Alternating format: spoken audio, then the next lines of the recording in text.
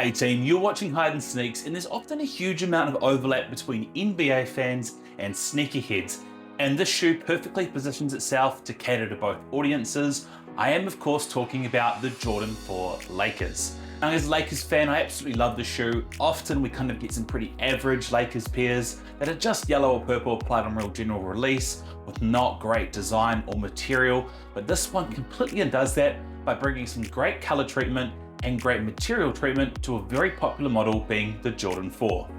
Now this shoe is going to probably be quite hard to get for some people. First of all, they did a drop in February in All-Star Weekend amongst all the other shoes, and then in March they've done a general release. So fingers crossed you can get your hands on this one, but it's probably still going to be quite a hard one, and probably for quite a good reason. First of all, when we look at the shoe, it's got some really good color treatment. That purple is quite unique. I wouldn't always say it's particularly a perfect Lakers purple, but I do think it's a very interesting shade of purple that we don't often see in a lot of our models, so that's always really good to see. It's great to see the Nike Air on the back tab, and praise for having good materials.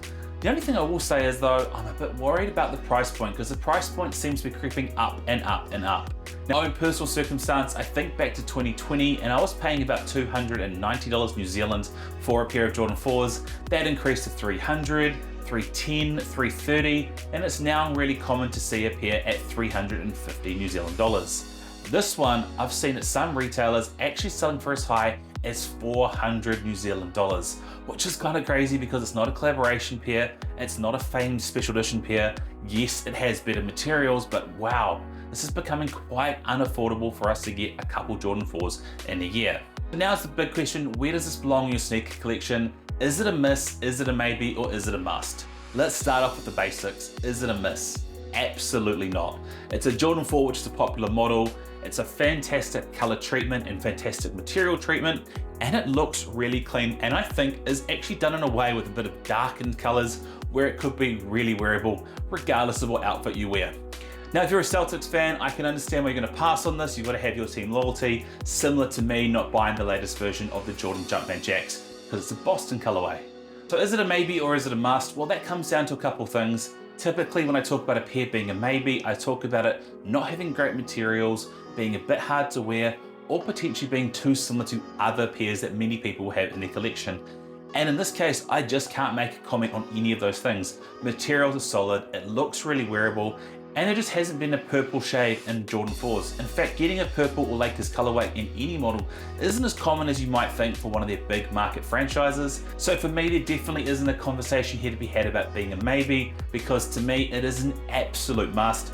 Buy this pair, wear this pair, cherish this pair, because it is definitely going to be something that's going to add to your collection. One of the reasons I call this a must is because there aren't a lot of other pairs that have a very similar look and feel. That said, I still think there is a really strong vibe check component going on here. As I look to for all my pairs, let's see what this pair captures the similar vibe for and can help you capture in 2026 a pair that you may not have been able to get at a good price or access to.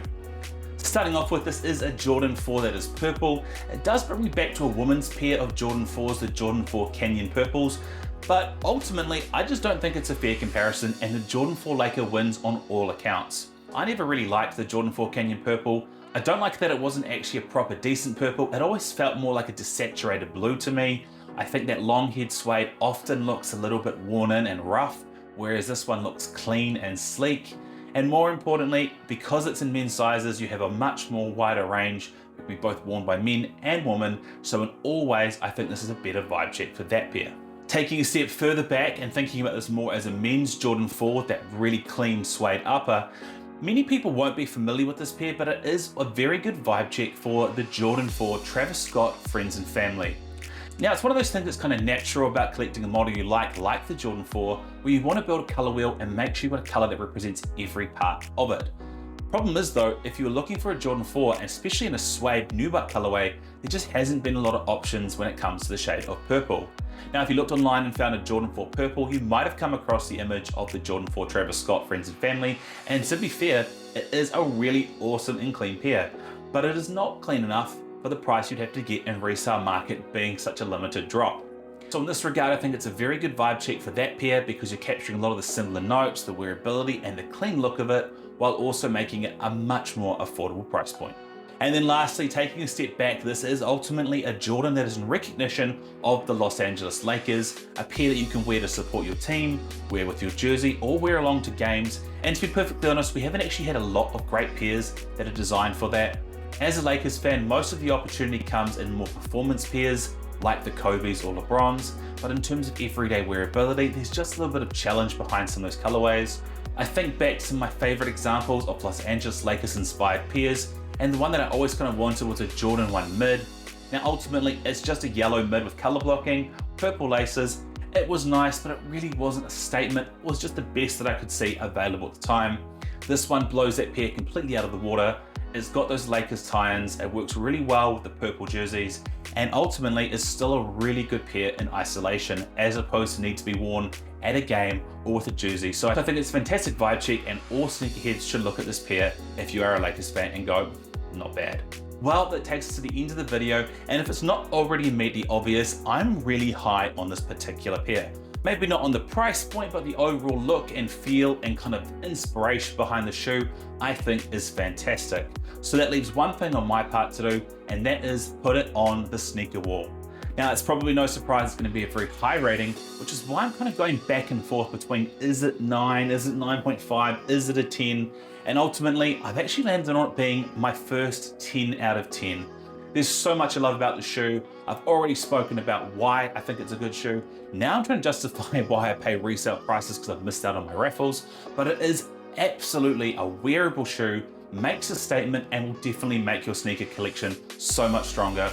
10 out of 10 for me, first for me in 2026 and ever on our sneaker wall ratings. So guys, go out and get this pair because I feel it's fantastic, and if you don't agree with me, please drop in the comment section below where you would put this on a 1 to 10 on the sneaker wall rating.